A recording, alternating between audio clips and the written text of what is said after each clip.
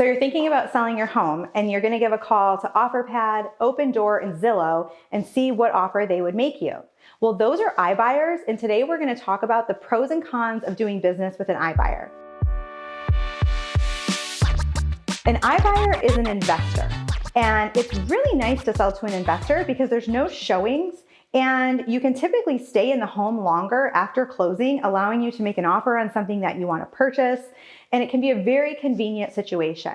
But there's also some risks to it that you should be aware of. So the first thing that you want to take into consideration before selling your home to an iBuyer is that the price that they are offering you is typically below market value.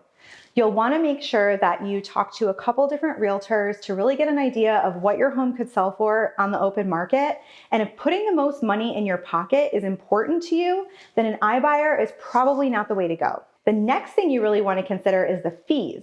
So there are always going to be fees associated with selling your home, regardless of who you sell it to or what program you use.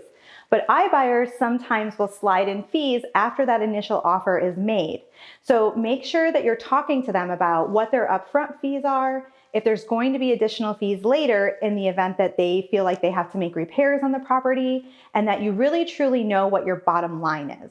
Because that's the number that is the important number when you're comparing to what you could sell on the open market.